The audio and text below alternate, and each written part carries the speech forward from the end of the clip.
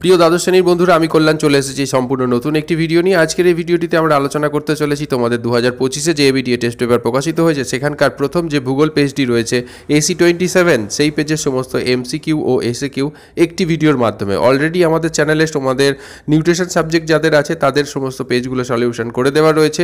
চাইলে সেগুলো দেখে নিতে পারো। সেই সমস্ত ভিডিওগুলোর লিঙ্ক আমাদের ভিডিওর শেষে এন্ড স্ক্রিনে পেয়ে যাবে, এবং প্রিভিয়াস ইয়ারের কোশ্চেন অ্যান্সারের সেটও একটা প্লেলিস্ট, সেটাও তোমরা আমাদের এই ভিডিওর শেষে যে এন্ড স্ক্রিন সেখানে দেখতে পেয়ে যাবে। চলো তবে আর দেরি না করে আজকের ভিডিওটি শুরু করা যাক।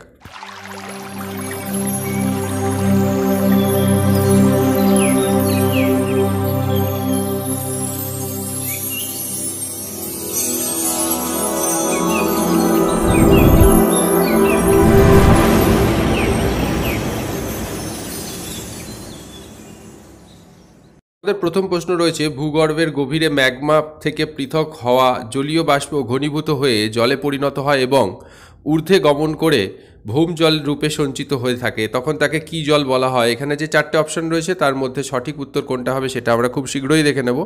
আমরা এখানে তোমাদের সামনে এমনভাবে কোশ্চেনগুলোকে উপস্থাপন করেছি যাতে তোমরা তোমাদেরকে নিজেদেরকে টেস্ট করে নিতে পারো। যদি তোমাদের করা হয়ে গিয়েও থাকে ভিডিওটি, তাও তোমরা একটা করে ভিডিও চালিয়ে সেগুলো টেস্ট হিসাবে তোমরা দিতে পারো।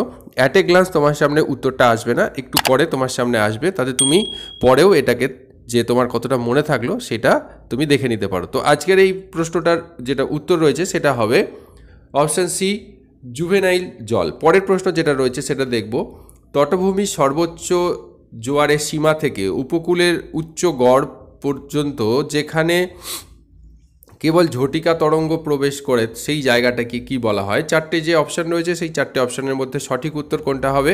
হ্যাঁ, ঠিকই বলেছো সকলে, অপশান বি, পশ্চাৎ তটভূমি। পরের প্রশ্ন যেটা রয়েছে সেটা দেখব, চুনাপাথর গঠিত গুহায় দ্রবীভূত চুন তির্যকভাবে বৃদ্ধি পেলে নিম্নলিখিত কোন ভূমিরূপটি গঠিত হয়?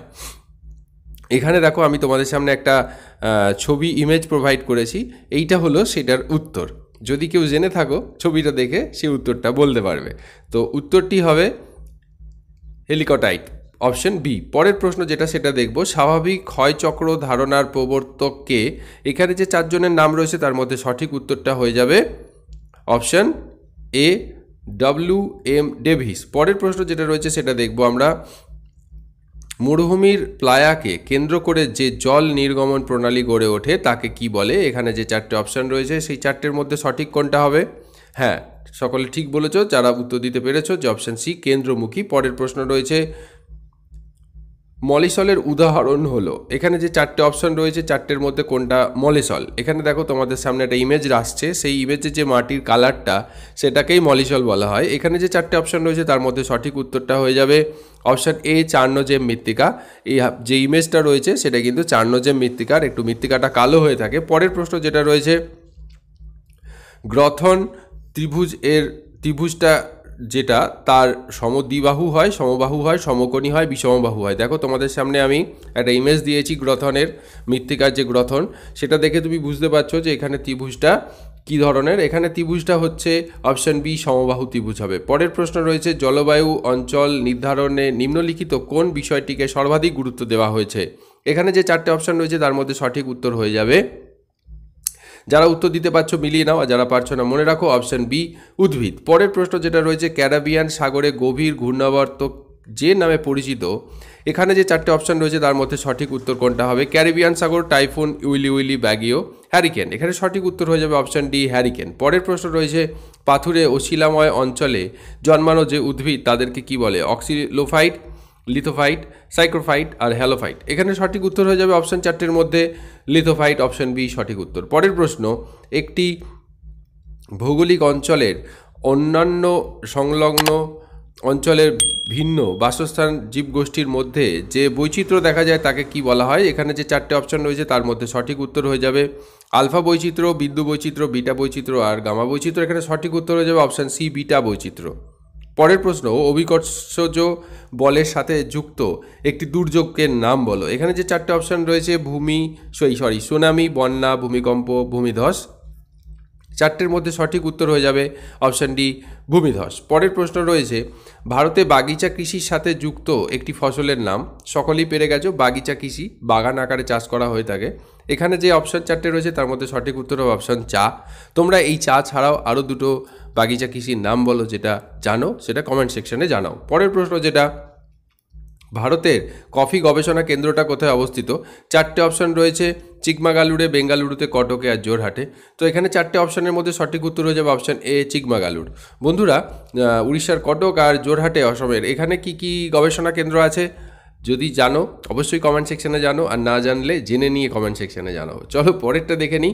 পরেরটা হয়েছে, ভারতের প্রথম কার্পাস বস্ত্রবয়ন শিল্প কেন্দ্রটি কোথায় স্থাপিত? ঘুষুরিতে, তারপর শ্রীরামপুরে, নৈহাটিতে। এখানে সঠিক উত্তর হয়ে যাবে অপশান এ, ঘুষুরিতে। পরের প্রশ্ন যেটা, সেটা দেখবো আমরা।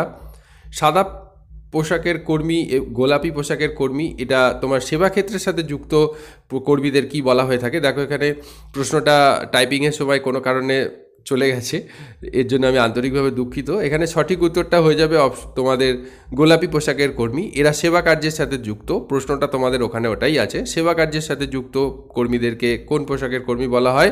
গোলাপি পোশাকের কর্মী। পরের প্রশ্ন রয়েছে, গ্যাস, জল, খনিজ তৈল পরিবহনে উল্লেখযোগ্য পথ কোনটা? এখানে যে 4টে অপশান রয়েছে, রজ্জুপথ, আকাশপথ, জলপথ, নলপথ আর রেলপথ। এখানে গ্যাস, জল, তো তার মানে নলের মাধ্যমেই হবে, নলপথ হবে সঠিক উত্তর অপশান সি। পরের প্রশ্ন রয়েছে, পানামা খাল যুক্ত করেছে, এখানে দেখো আমি তোমাদের সাথে একটা ইমেজ শেয়ার করেছি, এইটা দেখলে তোমরা ক্লিয়ার হয়ে যাবে এবং মনেও থাকবে যাদের একটু সমস্যা হয় যে পানামা খাল কোন কোন সাগরকে যুক্ত করেছে। এই যে যেখানটা রেড পয়েন্ট করা সেটা হচ্ছে পানামা ক্যানেল, আর ওর ওই পাশে দেখো রয়েছে আন্টার্কটিক ওশান, আর এই পাশে রয়েছে স্পেসিফিক ওশান। ওই পাশে আটলান্টিক আর এই পাশে প্যাসিফিক। তার মানে এখানে সঠিক উত্তর হয়ে যাবে কোনটা? এখানে সঠিক উত্তর হয়ে যাবে অপশান সি, আটলান্টিক ওই পাশে, এই পাশে প্রশান্ত মহাসাগর। তারপরে যেটা রয়েছে, জনসংখ্যা পরিবর্তনের সাথে যুক্ত নয় এমন কারণ কোনটি? প্রজনন, অভিবাসন, বয়স, লিঙ্গ অনুপাত আর মরণশীলতা। এখানে 4টে অপশানের মধ্যে সঠিক হয়ে যাবে অপশান সি, বয়স, লিঙ্গ অনুপাত জনসংখ্যা পরিবর্তনের সাথে সম্পর্কযুক্ত নয়।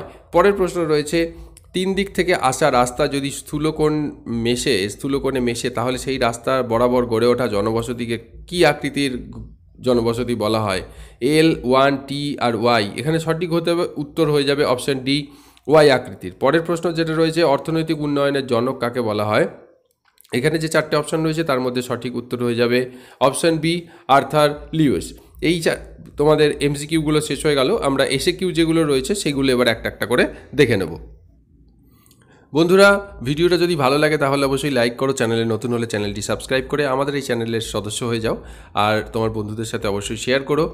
তো প্রথম প্রশ্ন তোমাদের এসএকিউ যেটা রয়েছে, আরোহণ কাকে বলে? যে প্রক্রিয়া দ্বারা ভূপৃষ্ঠের উচ্চতা বৃদ্ধি পায় তাকে আরোহণ প্রক্রিয়া বলে।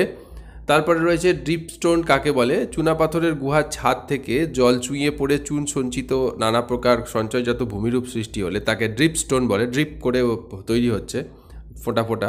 দেখো তোমাদের সাথে একটা ইমেজ শেয়ার করেছি, এইটা ড্রিপস্টোনের গুহা, মানে ছাদ থেকে ঝুলে থাকা ড্রিপস্টোনের ইমেজ।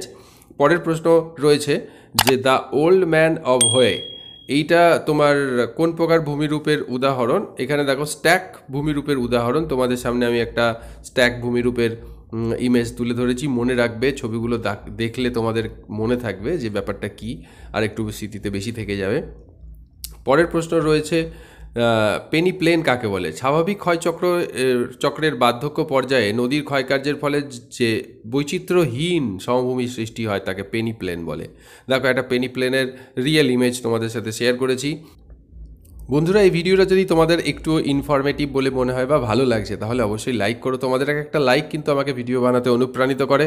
আর চ্যানেলের সাবস্ক্রাইবার না হয়ে থাকলে অবশ্যই সাবস্ক্রাইব করে আমাদের এই পরিবারের সদস্য হয়ে যাও। চলো পরের প্রশ্নটা দেখি। পূর্ববর্তী নদী কাকে বলে? কোন নদী যদি নিম্নক্ষয়ের সাহায্যে সেই অঞ্চলের ভূ উত্থানের সাথে সামঞ্জস্য রেখে তার পূর্বেকার প্রবাহ বজায় রাখে তাহলে তাকে পূর্ববর্তী নদী বলা হয়। উদাহরণ, সিন্ধু, গঙ্গা প্রভৃতি। পরের প্রশ্ন রয়েছে, জল নির্গমন প্রণালী বলতে কি বোঝো? একটি আবহবিকারের মধ্যে প্রধান নদী ও তার উপনদীগুলি ভূতাত্ত্বিক, ভূমিরূপগত ও অন্যান্য প্রাকৃতিক কারণে প্রভাবিত হয়ে নদী জালিকার যে জ্যামিতিক আকৃতি গঠন করে তাকে জল নির্গমন প্রণালী বলা হয়। পরের প্রশ্ন রয়েছে, মৃত্তিকা পরিলেখ কাকে বলে? মৃত্তিকার উপরি স্তর থেকে নিম্ন স্তর পর সাজানো অনুক্রমকে বলা হয় মৃত্তিকা পরিলেখ। অর্থাৎ ভূমির সমান্তরালে অবস্থিত সুস্পষ্ট স্তরযুক্ত মৃত্তিকার লম্বচ্ছেদকে মৃত্তিকা পরিলেখ বলা হয়। আমি তোমাদের সাথে একটা ইমেজ শেয়ার করেছি, তোমাদের এক্সামে এইটা শেয়ার করার দরকার নেই ইমেজটা, যেহেতু প্রশ্নের মান কেবলমাত্র 1, তবু আমি তোমাদের সাথে এই কারণে শেয়ার করেছি যাতে তোমাদের ব্রেনের মধ্যে স্থিতিশীল হয়, বিষয়টা বুঝতে সুবিধা হয়, মনে থাকে বেশি। পরের প্রশ্ন রয়েছে গ্লাইজেশন কাকে বলে?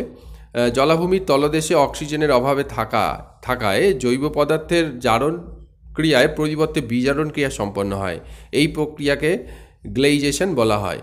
পরের প্রশ্ন রয়েছে পরিচলন বৃষ্টিপাত প্রধানত কোন জলবায়ু অঞ্চলে বেশি সংঘটিত হয়? পরিচলন বৃষ্টিপাত প্রধানত নিরক্ষীয় জলবায়ু অঞ্চলে বেশি সংঘটিত হয়, কারণ এখানে সূর্যরশ্মি সারা বছর লম্বভাবে কিরণ দেয়, ফলত যে জলাশয় বা জলাভূমিগুলো রয়েছে সেখানকার জল বাষ্পীভূত হয়ে ঊর্ধ্বাকাশে যায় এবং সেখানে শীতল ও ঘনীভূত হয়ে প্রতিদিনই প্রায় বৃষ্টি হয়। সেই বৃষ্টিকে আমরা কী নামে পরিচিত? যদি জানো তাহলে অবশ্যই কমেন্ট সেকশনে জানাও। পরের প্রশ্ন রয়েছে জিওস্ট্রফিক বায়ু কাকে বলে? ঊর্ধ্ব ট্রপোস্ফিয়ারে ভূপৃষ্ঠ অক্ষরেখা ও সমচাপ রেখার সমান্তরালে পশ্চিম থেকে পূর্বে প্রবাহমান শীতল দ্রুতগামী বায়ুকে জিওস্ট্রফিক বায়ু বলা হয়ে থাকে। পরের প্রশ্ন একটি খরা প্রতিরোধী ও একটি খরা সহকারী উদ্ভিদের নাম লেখো। একটি খরা প্রতিরোধী উদ্ভিদ হলো ঘৃতকুমারী আর একটি খরা সহ্যকারী উদ্ভিদ হলো বাবলা। পরের প্রশ্ন রয়েছে জীব বৈচিত্র্যের হটস্পট বলতে কী বোঝো? একটি জীব বৈচিত্র্য হটস্পট হলো একটি ভৌগোলিক এলাকা যেখানে উচ্চ স্তরের বিভিন্ন স্থানীয় প্রজাতি রয়েছে যা বিশ্বের অন্য কোথাও পাওয়া যায় না। সহজ কথায় জীব বৈচিত্র্য হটস্পট হলো এমন একটি অঞ্চল যেখানে উল্লেখযোগ্য সংখ্যক বিপন্ন প্রজাতি একসাথে বসবাস করে। পরের প্রশ্ন মেঘ ভাঙা বৃষ্টি কাকে বলে? মেঘ ভাঙা বৃষ্টি এক প্রকারের অপ্রত্যাশিত ও আকস্মিক বৃষ্টি যা হঠাৎ করে সৃষ্টি হয় এবং যার ফলে ঝড় বা বান ঘটে। অন্যভাবে বললে মেঘ ভাঙা বৃষ্টি হলো খুব অল্প সময়ের জন্য 1 মিনিটেরও কম সময় শিলা ও বজ্রপাতের সমন্বিত অত্যাধিক পরিমাণে বৃষ্টি, যার ফলে ধ্বংসাত্মক পরিস্থিতির সৃষ্টি হয়। ভারতের সোয়াবিন উৎপাদনকারী দুটি প্রধান রাজ্যের নাম মধ্যপ্রদেশ আর মহারাষ্ট্র। পরের প্রশ্ন রয়েছে ব্যাপক কৃষি কাকে বলে? নাতিশীতোষ্ণ জলবায়ুর স্বল্প জনবহুল অঞ্চলে মূলত বাণিজ্যের উদ্দেশ্যে অধিক মূলধন, অত্যাধুনিক প্রযুক্তি এবং স্বল্প শ্রমিকের মাধ্যমে বিশাল পরিমাণে কৃষিজমিতে যে কৃষি ব্যবস্থার আয়োজন তাকে অতিরিক্ত অর্থাৎ ব্যাপক হারে শস্যদানা উৎপাদন করা হয়, তা সেই কৃষি পদ্ধতিকেই ব্যাপক কৃষি বলা হয়ে থাকে। ব্রাজিলের দুটি রাবার শিল্পের কেন্দ্রের নাম সাও পাওলো আর রিও ডি জেনেরো। পরের প্রশ্ন চাহিদা শঙ্কু কাকে বলে? অগাস্ট লোস বৃত্তের মাধ্যমে বাজার ও চাহিদার অবস্থা বোঝাতে সর্বোচ্চ চাহিদা কেন্দ্র থেকে সর্বনিম্ন চাহিদা কেন্দ্র পর্যন্ত চাহিদা রেখা টানলে যে ত্রিমাত্রিক শঙ্কু কল্পনা করেছেন তাকে চাহিদা শঙ্কু বলা হয়। বন্ধুরা, তোমাদের সাথে আমি সেই চাহিদা শঙ্কুর একটা ইমেজ শেয়ার করেছি, মনে রাখার চেষ্টা করো। পরের প্রশ্ন দক্ষিণ ভারতের ম্যানচেস্টার কাকে বলে? কোয়েম্বাটুরকে দক্ষিণ ভারতের ম্যানচেস্টার বলা হয়। তাহলে আমাদের প্রকৃত ম্যানচেস্টার ভারতের কোন জায়গাকে বলা হয় আর উত্তরের ম্যানচেস্টার কোন জায়গাকে বলা হয়? জানা থাকলে অবশ্যই কমেন্ট করো, আর না জানলে কমেন্টে জিজ্ঞাসা করো, বলে দিচ্ছি। চলো, পরের প্রশ্ন রয়েছে পরামর্শদাতা বলতে কি বোঝায়? কোনো নির্দিষ্ট কাজের ক্ষেত্রে যারা সমস্যার সমাধান করে বিভিন্ন পরিকল্পনা গ্রহণের মাধ্যমে কাজের রূপরেখা তৈরি করে দেন তাদেরকে বলা হয় পরামর্শদাতা। পরিব্রাজন কাকে বলে? পরের প্রশ্ন রয়েছে দীর্ঘদিন ধরে স্থায়ীভাবে বসবাসের উদ্দেশ্যে মানুষজন যখন এক স্থান থেকে অন্য স্থানে গমন করে তখন তাকে পরিব্রাজন বলা হয়ে থাকে। পরের অথবা প্রশ্নটি রয়েছে মেগাসিটি কাকে বলে? মেগাসিটি বলতে সেই সকল মেট্রোপলিটন এলাকাকে বোঝানো হয় যেখানকার জনসংখ্যা 1 কোটি বা 10 মিলিয়নের অধিক। পরের প্রশ্ন রয়েছে ক্ষুদ্র অঞ্চলের সংজ্ঞা দাও। পরিকল্পনা শিলাবিন্যাসের সর্বকনিষ্ঠ রূপ হলো ক্ষুদ্র অঞ্চল। পরের প্রশ্ন ভারতের সিলিকন ভ্যালি কোন রাজ্যকে বলা হয়? ভারতের সিলিকন ভ্যালি বেঙ্গালুরু রাজ্যকে বলা হয়। আচ্ছা বন্ধুরা, ভারতে পিঙ্ক সিটি কোন জায়গাকে বলা হয়? জানা থাকলে অবশ্যই কমেন্ট সেকশনে জানাও। আর আজকের ভিডিওটা এখানেই শেষ হলো। ভিডিওটা যদি ভালো লাগে অবশ্যই লাইক করো, চ্যানেলে নতুন হলে চ্যানেলটা সাবস্ক্রাইব করে তোমার বন্ধুদের সাথে শেয়ার করো। আজ এই পর্যন্তই, আবার দেখা হচ্ছে আগামী ভিডিওতে। ততক্ষণ টাটা, স্টে টিউন।